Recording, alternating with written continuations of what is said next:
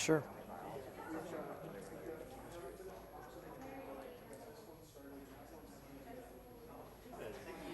We're good?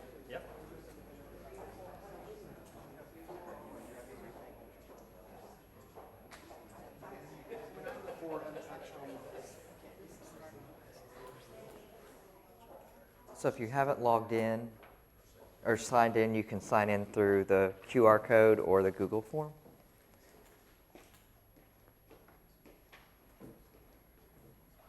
Did everyone get a pamphlet? If you didn't get a pamphlet, Matt's got them.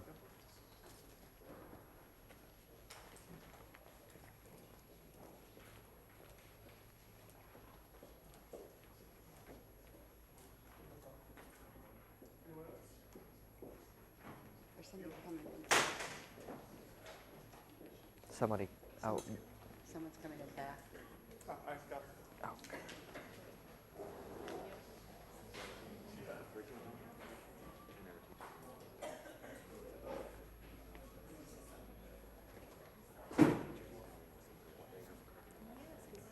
Ready to do this?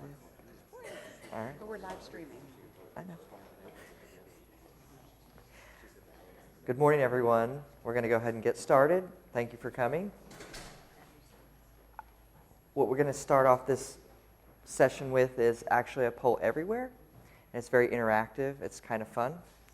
And what we're doing is we're getting stakeholder input on several different pieces of the assessment program. So that is required by ESSA, the new federal education law that was signed in December of 2015, and then House Bill 3218, which was signed by the governor in June of 2016. So the first little run right here, we'll go really slow and work with you to get it working, because sometimes it's not so intuitive. But my recommendation is to use the text messaging feature. So if you will text engage to the 22333 number, you'll join the poll everywhere, and you'll get a response back. But that's just confirmation. You don't have to click anything. The poll will come up in a second. Yeah, we can leave this. We can leave it for a second. So the phone number that you're sending it to is the 22333, and then what you are texting to that phone number is engage to. And then you get something that says welcome, and I believe it'll actually say Angela. Something, yeah, Angela Billy. Does anybody need a phone? I need to borrow.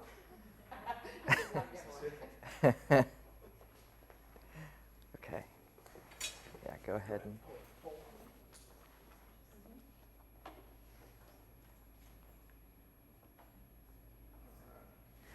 Okay, so the first question is, what is your role?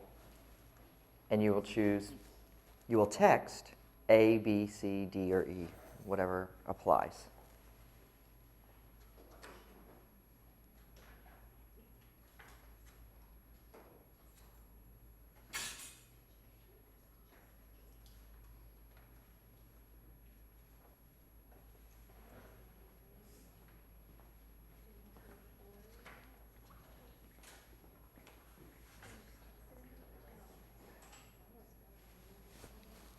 Okay, about 5 more seconds.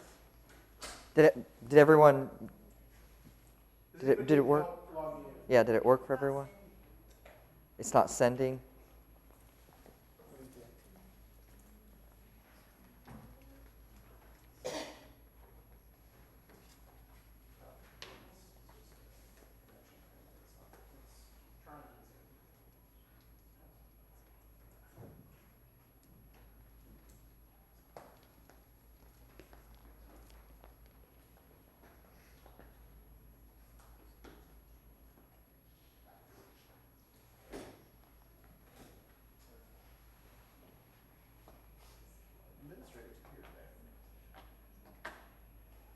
Yeah, we're good to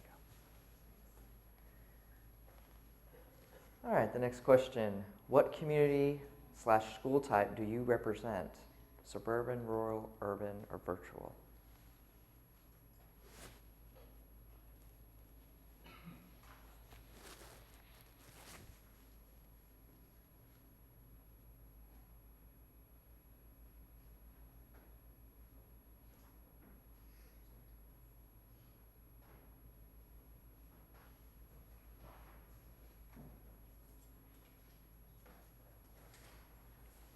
Okay, about 5 more seconds.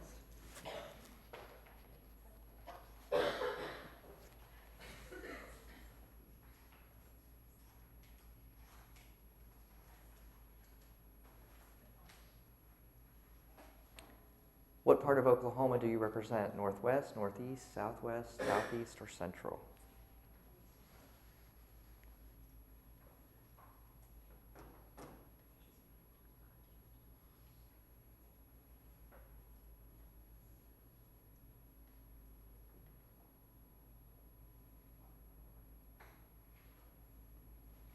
Okay, about 5 more seconds.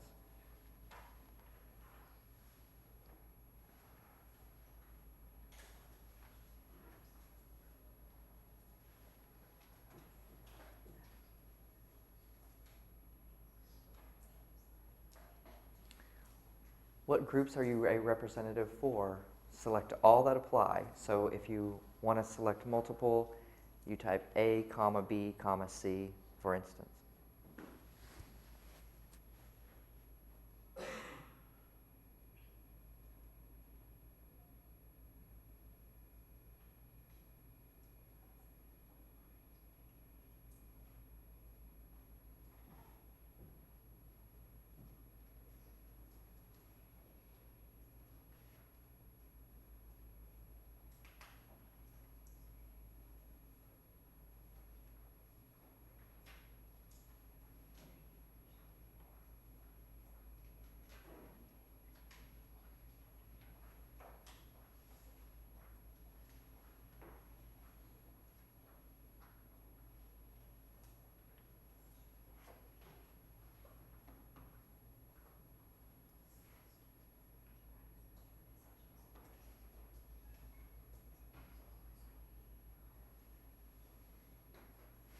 Okay, about 5 more seconds.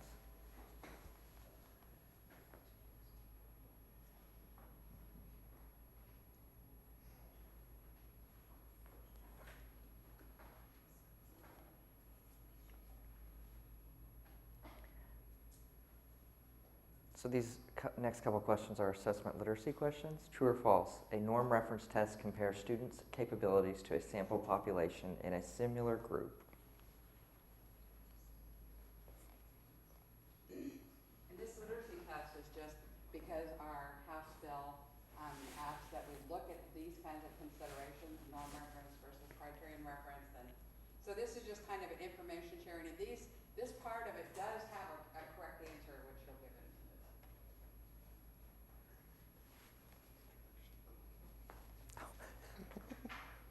We're not real good with introductions.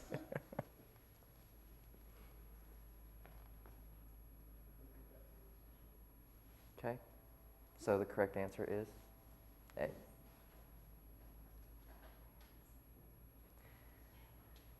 True or false? A criterion reference test provides information on students' mastery of skills or academic standards.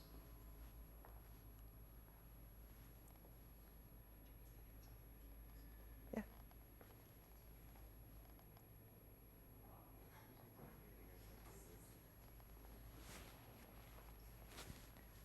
Okay.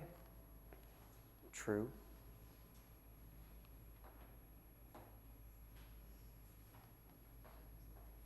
A blank test will provide a percentile ranking for each student.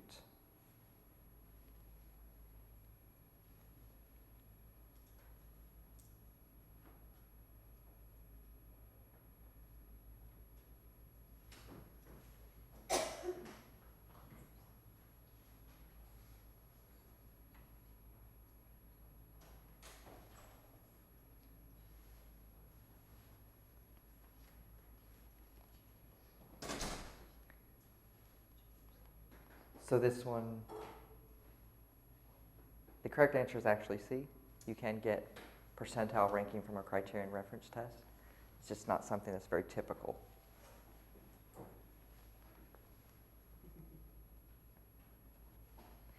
Which of the following measures college readiness?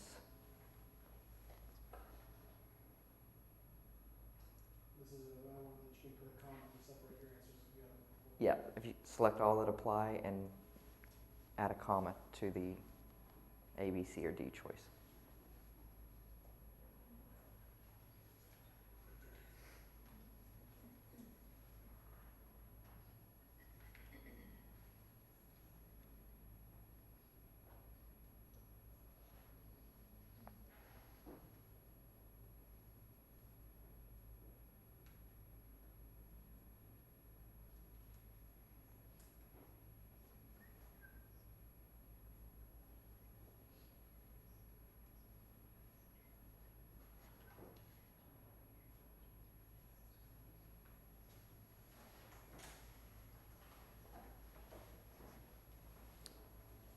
Okay, about 5 more seconds.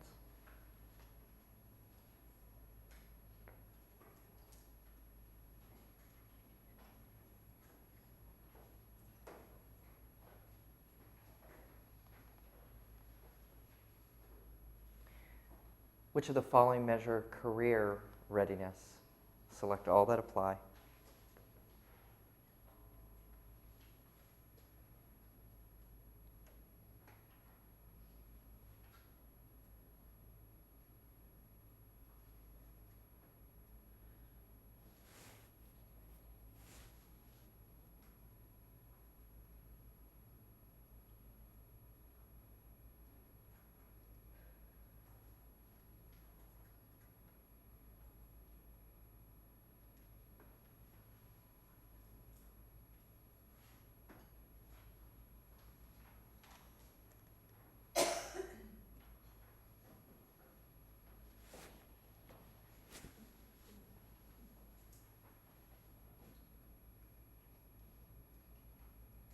So while you're finishing up, one thing that I will mention, is that the Oklahoma School Testing Program, which is the 3 through 8 and 10, starting next year will also provide, many of you know that we've provided Lexiles in the past, and Lexiles link reading to resources, et cetera, and to a scale that can be used in comparability with other states. But it also has some, it's done a lot of research and to show that certain Lexile scores and quantile scores, which is the math, prepare students for certain careers. So you'll be getting some career information from that also. Just FYI, which is new. Okay. What test or tests would you prefer students to take for college and career readiness purposes? Select all that apply.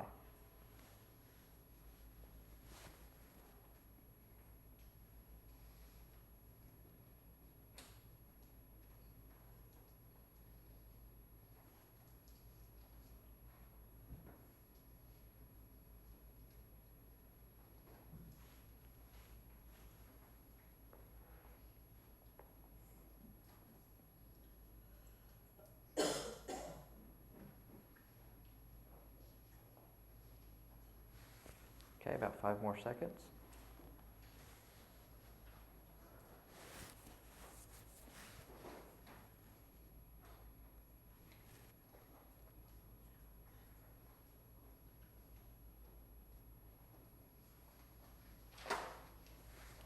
What tests would you prefer students to take for school accountability purposes?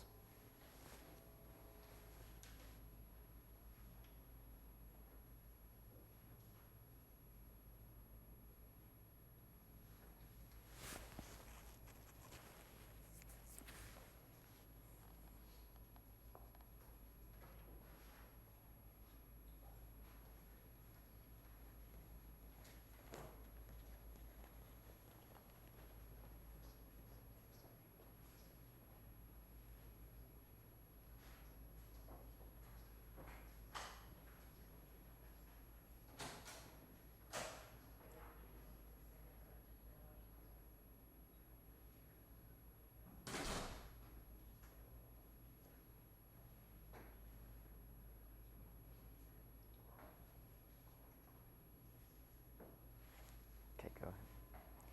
For the purpose of the summative reporting, when would be most beneficial to receive reports?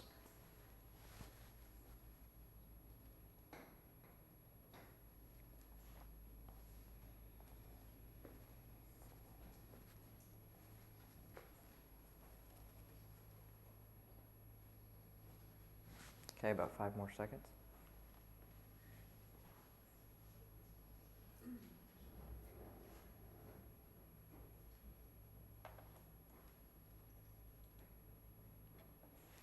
How do you think schools should use state assessment results to support student success? Select all that apply.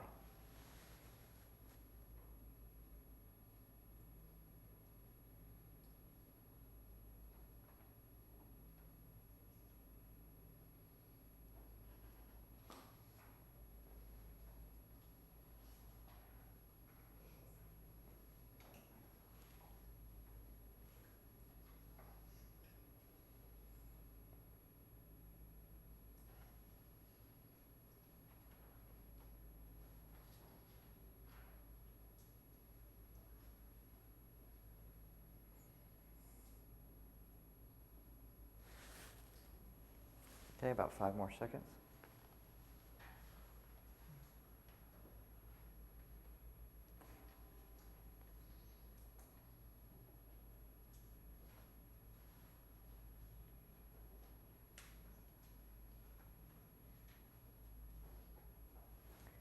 How do you think schools should use state assessment results to strengthen teacher quality and instruction? Select all that apply.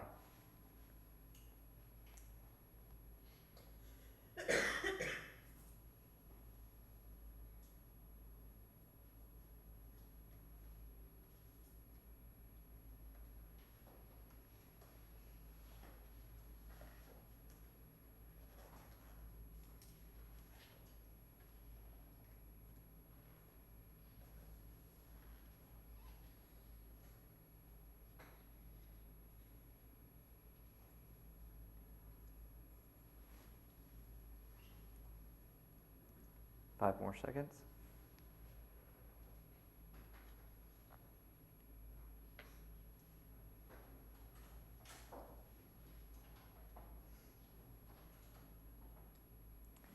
At what grade level should students begin taking computer-based assessments?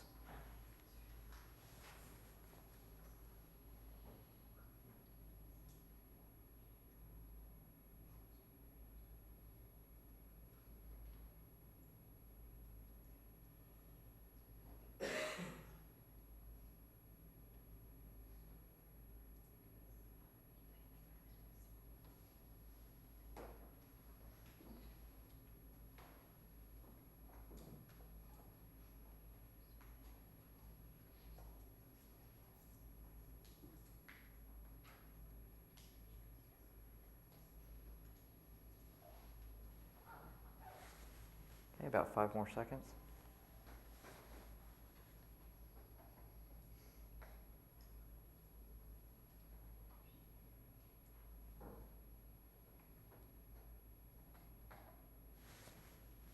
How do we best ensure student accountability on state assessments?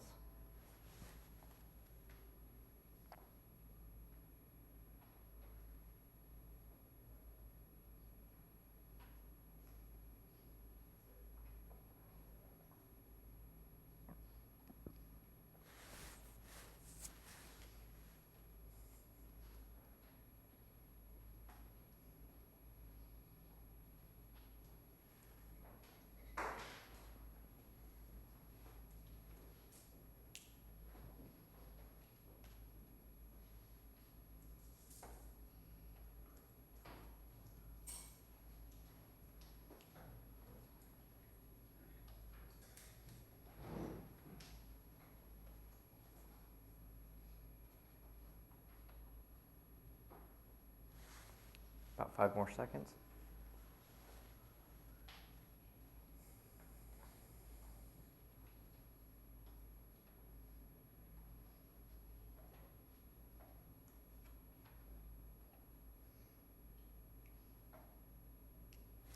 At what performance level should students be provided remediation?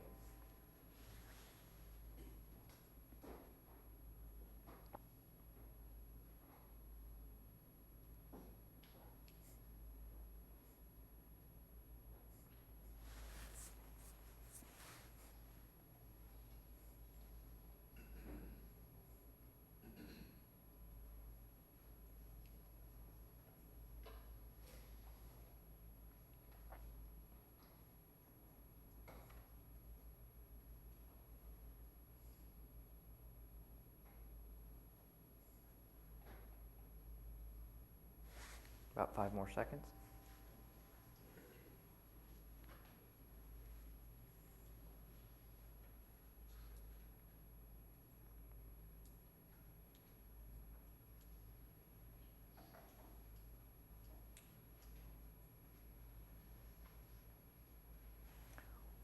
What is the purpose of the Oklahoma School Testing Program state assessments?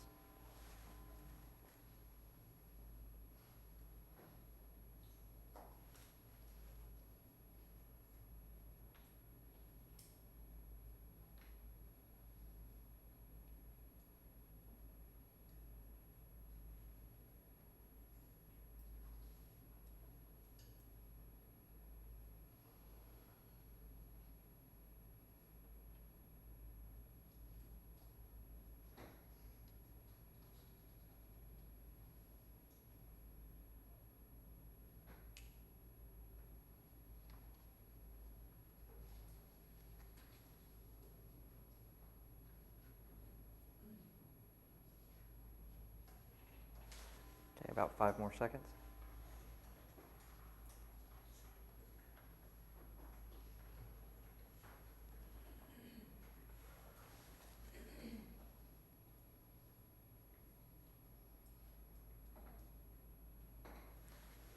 What recommendations would you give to promote an effective and efficient testing system? Select all that apply.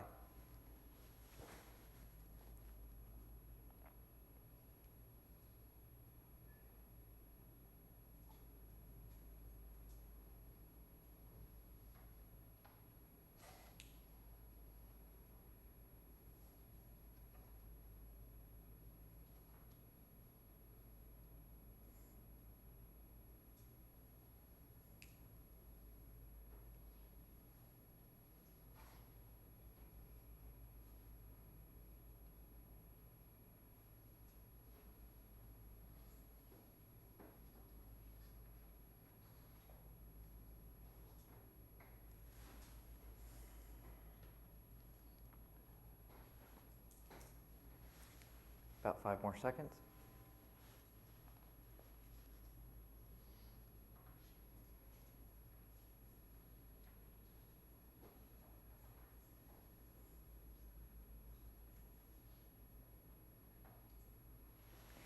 Should state assessment results show how our students compare to other states?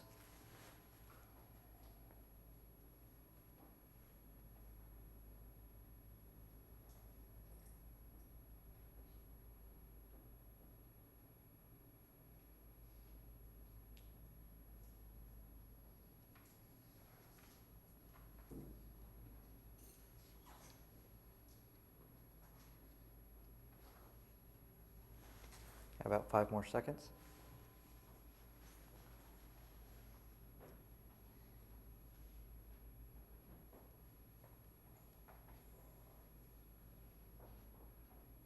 Okay. Thank you for your input. Okay.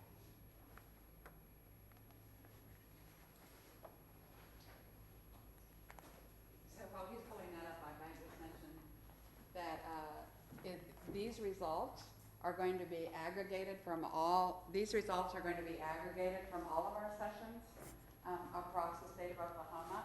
And it's one of the pieces of information that will be shared with the task force that is looking at developing the recommendations. So thank you for your input. It's really important. Okay, so I'm going to start out briefly discussing ESSA, the new federal education law for education, and then go into the state laws that were just enacted, and then talk about programmatic changes for the testing program for next year. So ESSA requires us to continue to provide state assessments on an annual basis in grades 3 through 8 for ELA and math, and 3 through 5 in science, 6 through 9, and also 10 through 12. So you do see that distinction there. Science has to be assessed in 10 through 12, and it doesn't fall into 9 through 12. It maintains assessment peer review, which it was on hiatus for several years. We actually never got our science assessment peer review approved, but they have reenacted assessment peer review. So that's basically the process by which we have to take from the state many different critical elements and send them to the feds and get approval. And until the assessment's approved, we have to make changes that they ask for, and that's happened before. For instance, the science assessment, I don't know if you remember, but several years ago, the depth of knowledge increase occurred, and that was a direct requirement of peer review because it has to match the depth of knowledge or the cognitive load of the standards, and the previous science assessment did not.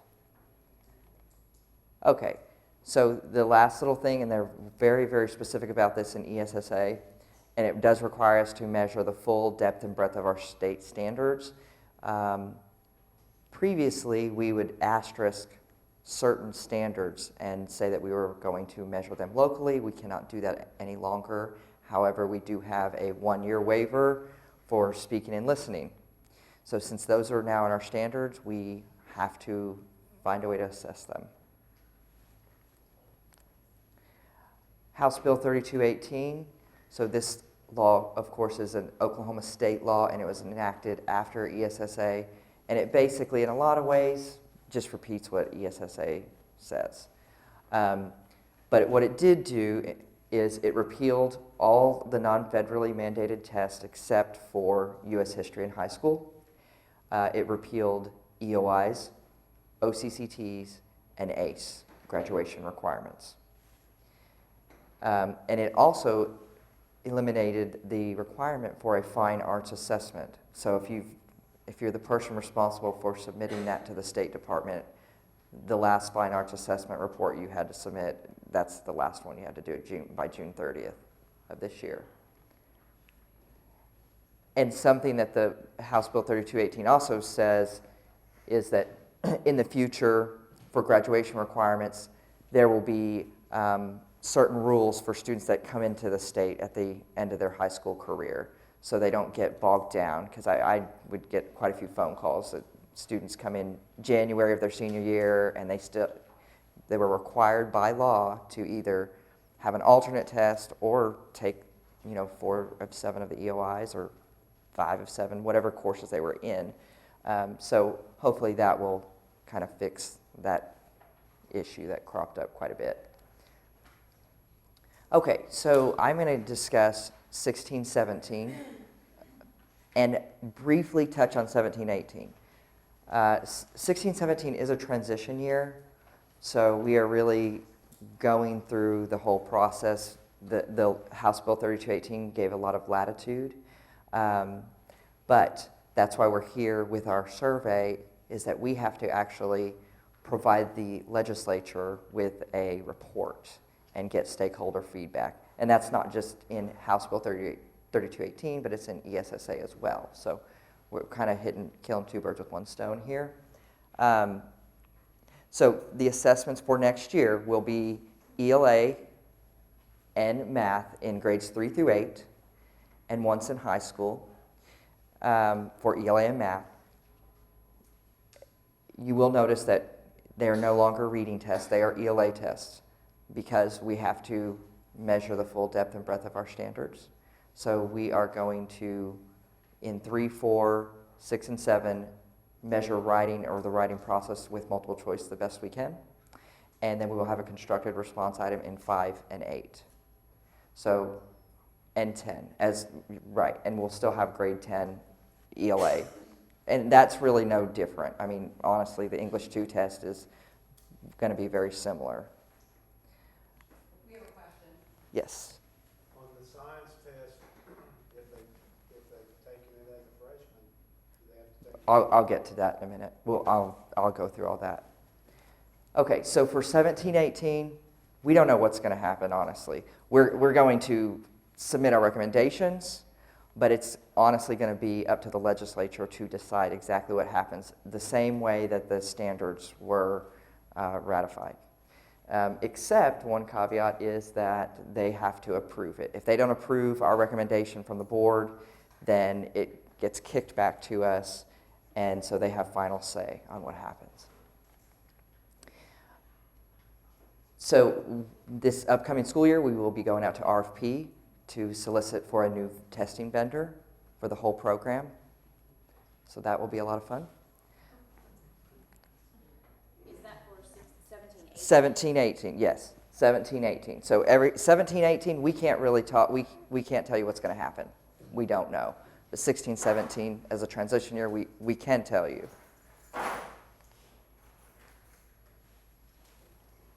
So the assessment system, according to House Bill 3218, it must, of course, align to state standards, provide a measure of comparability to other states, yield norm reference and criterion reference scores, must be statistically reliable and accurate, and in high school, provide a measure of future academic performance. So the study I was telling you about initially, we have to submit it to the board by October 31st. And we have to show a multi-measures approach to high school graduation. performance levels for remediation, means to ensure student accountability on assessments, ways to make the testing program more cost efficient and effective, and a multi-measures approach to accountability based on ESSA. And I'm not going to go into detail about accountability. That's someone else's sandbox. The multi-measures approach to high school graduation, what that's referring to is so instead of saying, okay, we require the EOI, and that's really the measure we've determined in the last couple of years, several years, for graduation requirements. But a multi-measure approach will be maybe, the student does does the curricular requirements, takes certain tests, but maybe there's not a proficiency cut, and maybe they do an internship or do a career plan or something like that. So that's kind of what you can start thinking about in terms of kind of a multi-measures approach. It's not just a standardized test, an artificial standardized test. There might be, maybe a community project or something like that.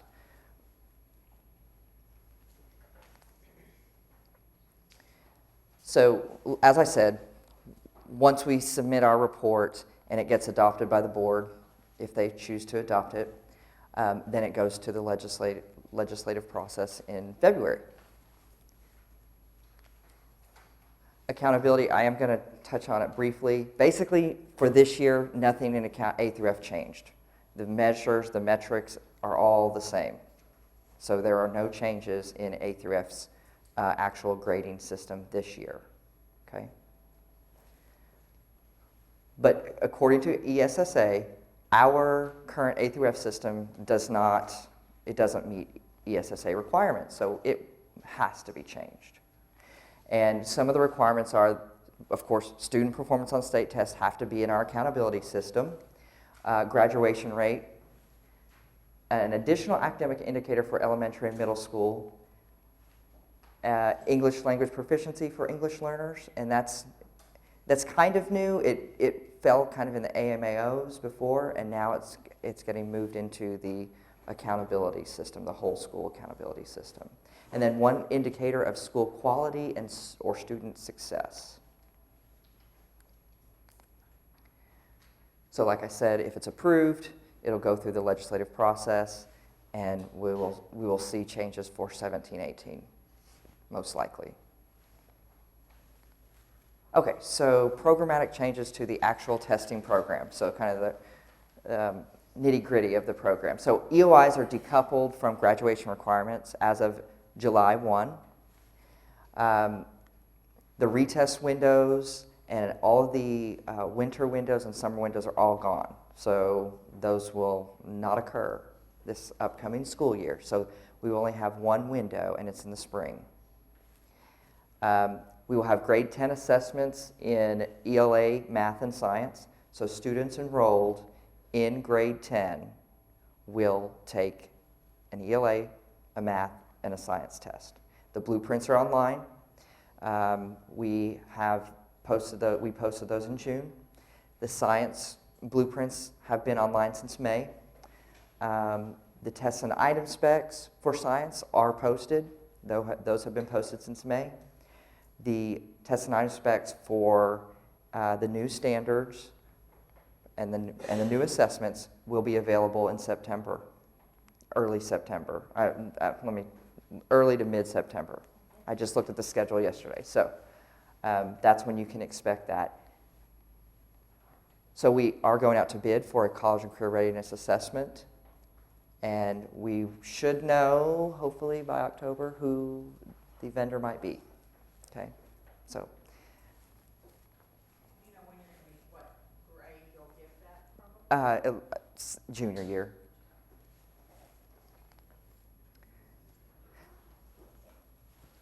Go. And this is for the 16, 17, for this year. So this will be administered this spring. You remember we had a pilot last year that was ACT, and we were informed by procurement that we have to go out to bid to continue because there's more than one company that provides this type of assessment. So we are going out to bid, and that will be administered there. We're trying to include in that because, as you know, for the next year, as he's been emphasizing, we are going to have a new assessment system. So we're trying to include in this, if people decide one of the options they want to include an ACT or an SAT in the student assessment system, then we'll have information and data. And the one thing that would have to be added, we have cost options to add things like writing, which we're not assessing this year with ACT, but would add if it became an accountability instrument.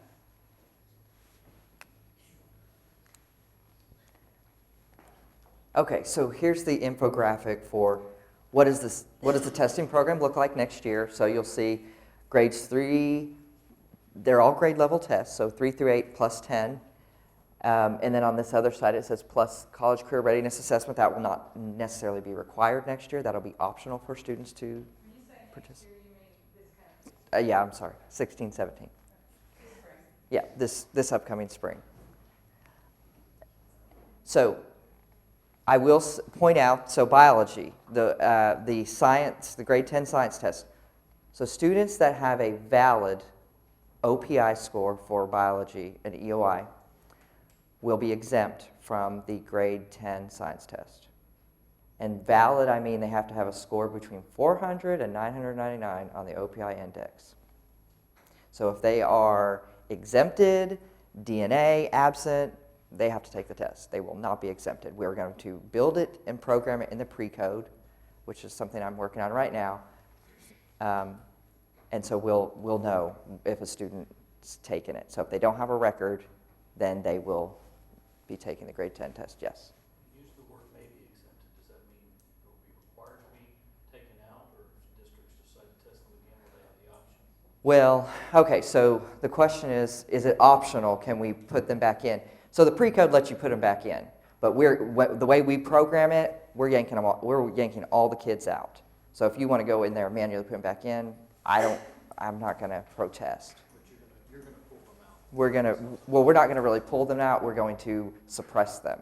So they're not going to even get pulled in from the wave. Yes, it can be a local. Yeah. Yes, ma'am. Could you go back one slide? I noticed you added something that wasn't in this little book. The constructive response is included in grade. I just want to write that in grade. Okay. And all these slides will be available after Yeah. the conference. I forgot about that. Not today, though. Not today. Meaning after our After the whole. Friday, I go back to the office Friday, so I'll be able to actually put it back together. That was just 9 credits for this year, right? Right. In the future. I'll be able to take the science test. Correct. Right. No, wait. Only grade 10. So if they were Take biology as a freshman, they cannot take the science test until the next year. right. Exactly. Yes. So, just Okay. kind of, it is confusing because you're used to an end of instruction. Mhm. An end of instruction meant when you taught biology, you gave biology, when you taught algebra, you gave algebra, you know. But when you move to a grade level assessment instead of EOIs, then every student takes the assessment in that grade. So, right now, like next summer, what'll happen is they'll take the grade 10 assessments in those 3 content areas and wherever you do U.S. history. And then in grade 11, they can opt to take the college and career readiness, which also is, not necessarily related to whatever course they're taking.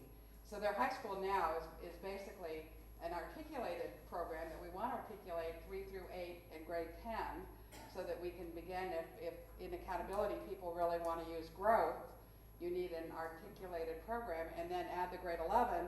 And as part of our request for proposals for the college and career readiness, we're requesting studies for them to link back to the state assessment so that you actually have data and information, and you can begin to develop the scales you need to be able to measure college and career readiness or progress toward that, starting in 3rd grade and going all the way up. Is that clear? Oh, sure. Is the 10th grade science not content specific then? I know many schools around the state teach biology and 10th. Yeah, it's biology. Okay. Yeah. Okay, so assessment graduation requirements. Basically, House Bill 3218 directs local school boards to adopt a plan for assessment graduation requirements. So the only thing that changed was the assessment graduation requirements, not curricular requirements. So students are still required to meet all curricular requirements, okay?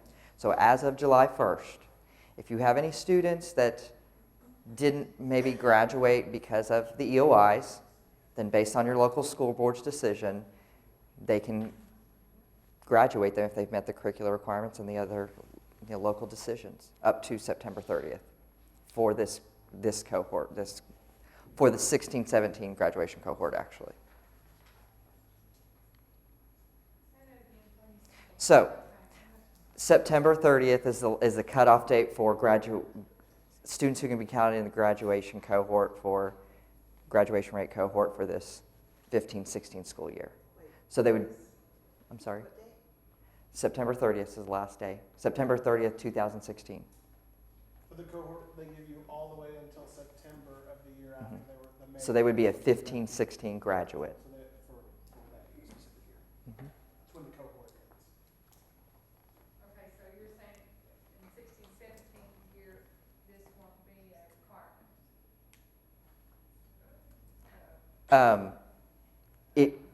Okay, so let me move to the next slide. It'll help you understand. It takes an infographic sometimes. Okay, so 16-17, here we go. What class does it affect? It affects 2017, 18, 19, 20. So whatever your board, your local school board decides for assessment graduation requirements, it will follow this class, okay? And then the state board will adopt new rules to determine what assessment graduation requirements will apply to class of 2021, okay? Does that make sense now? I have a question for you. Sure. When you say No, it's not in there. I'm sorry, we get to decide for this school year, is it gonna carry for this freshman class until they graduate? Well, yes, this freshman class, right, exactly. This freshman class and anyone that's in school right now. The 16-17. Any 10th graders, 11th graders, 12th graders in school right now as well. Oh, I understand, I got it. But you guys are gonna come back in 17 and 18, and we'll have Well, to change it a little. so you might. Yes. Probably. I mean, we're kind of getting used to it, right? So our local school boards make the decision that, this testing procedure that all the students must take, if they so choose, this is the way it will go, must take, the state mandated tests, for their graduation requirements. You don't have to pass them, you have to take them. That's an option. Sure, that's an option. Sure. Okay, so I'm Janet Dunlop, I'm from Broken Arrow, and what we have done is we actually, and I'm happy to share our policy, but we changed our board policy as far as graduation to reflect this, and basically what our policy states is that our students have to meet any requirements that we already had, and then any assessments required as determined by our Board of Education and the State Board of Education, and so that way it carries us into this transition as well. And it just says assessment requirements. I think what was hard for me is to it's battle scars from what has happened, but it was hard for me to separate the fact that there's no longer that high stakes nature to those assessments. It's just that they have to take the assessment. Okay. So just make sure they take the assessment. Take it. And then, Take it, don't have to pass it. take it, don't have to pass it. Just take the assessment and have a valid score. We're going to put it on transcript so we know which kids have and haven't taken it. But that way it takes all the weight off of that high stakes nature and carries you into the next So Janet, transition. your seniors this year, they're just going to take a state assessment, which is Yes. US history or Yes. biology, basically 10th grade science, which they've already taken the EOIs. So now you're going to retest this year's seniors. No, They're grandfathered in. they already have an assessment result. And not only that, You're using your EOI assessment results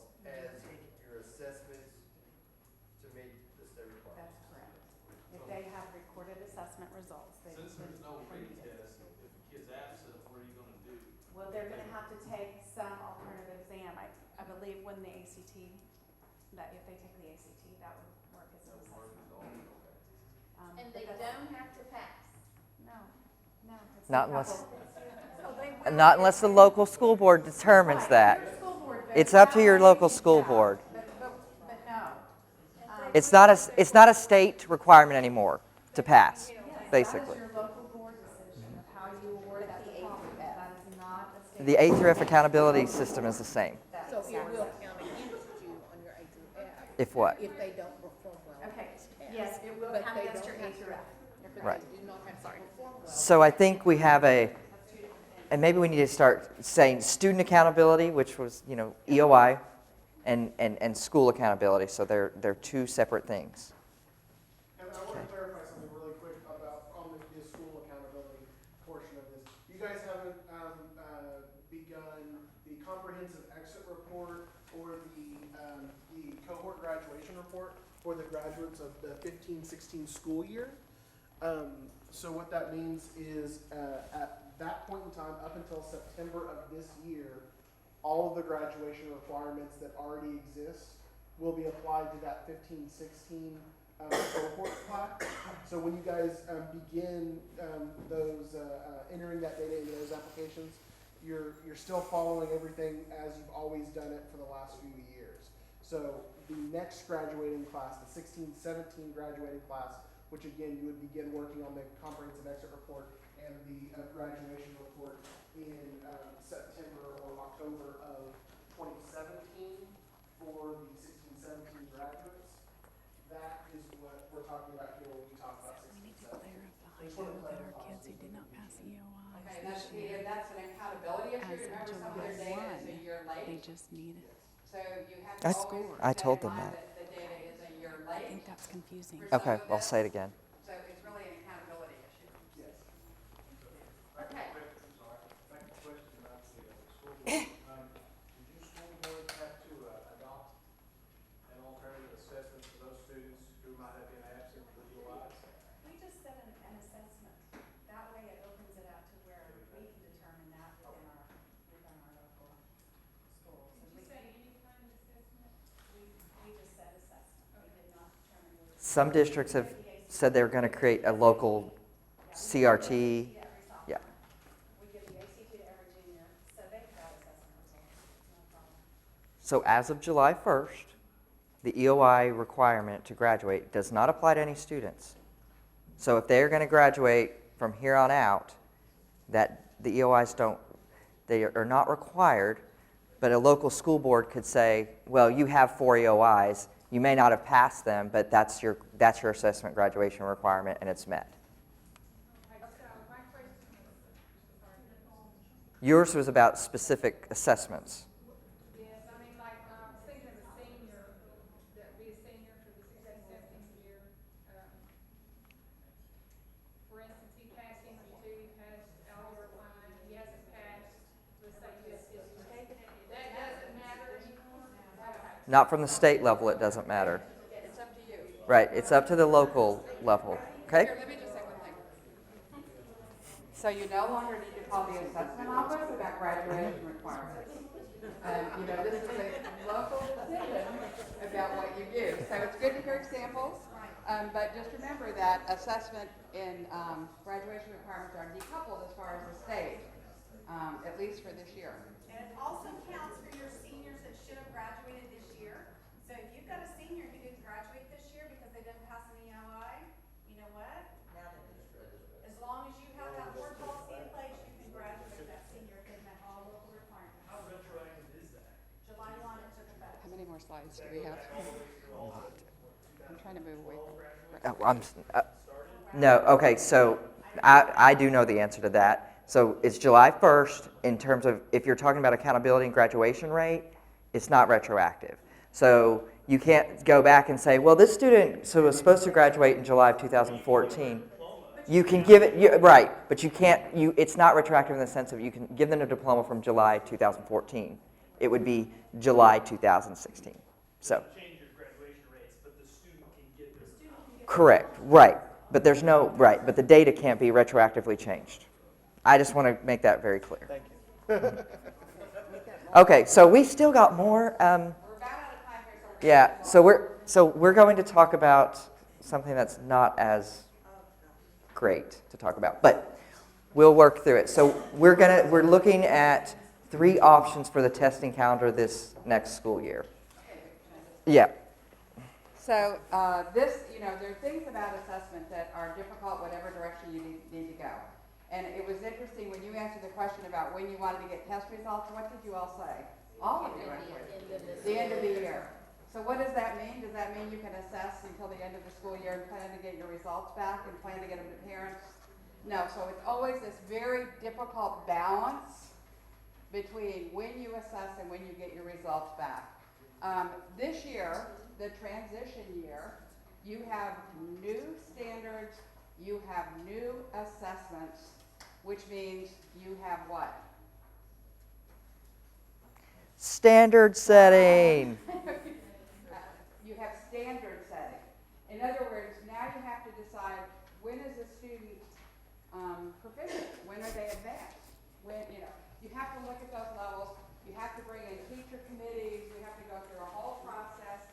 They make recommendations, and then it goes to CEQA for their final approval. So it is a process that has to happen. So you can't, your raw scores mean nothing anymore until we set the new proficiency levels. So we have to go through that whole process. It's a 1-year time, and then hopefully we will not change our standards again for a while, and that we'll have some consistency. But so that is why this 1 year we have an issue. Now, it's good that this is happening at a time of the transition when you will be setting new standards, that you are moving, because when you set standards, you're looking at, the students didn't complete. If the window ends earlier, you say, well, they didn't complete the year, so you have to take that into consideration. The student performance data, how they performed when you look at what's called impact data, how students actually did, you take that into consideration. So this is a good time for this, but there are options on the way we can deal with it. So Craig has those options.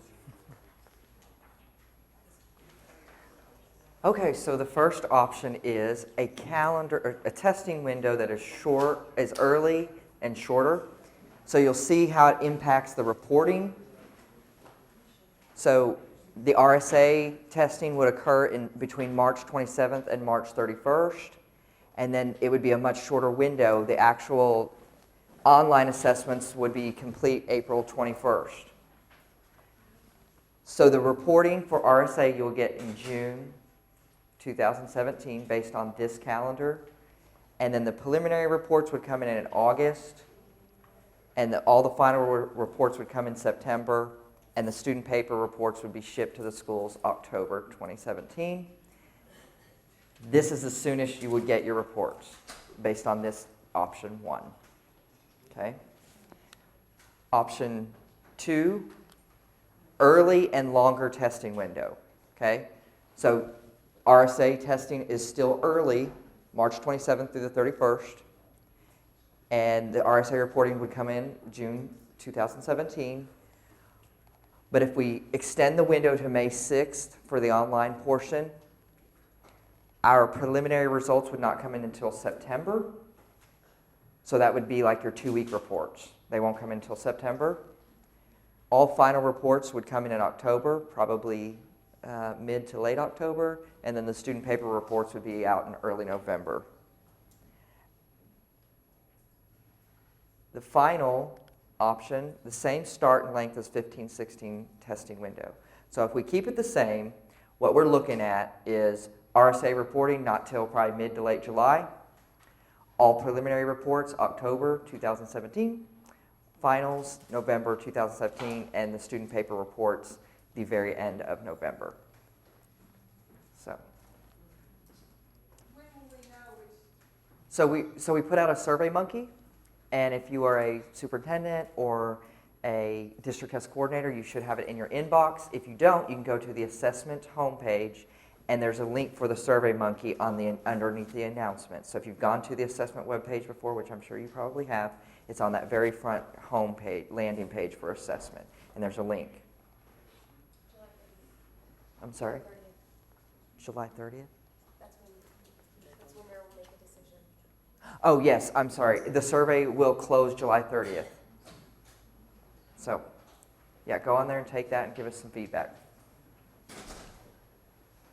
Well, I think we're kind of run over by 10 minutes, so, thank you so much for coming.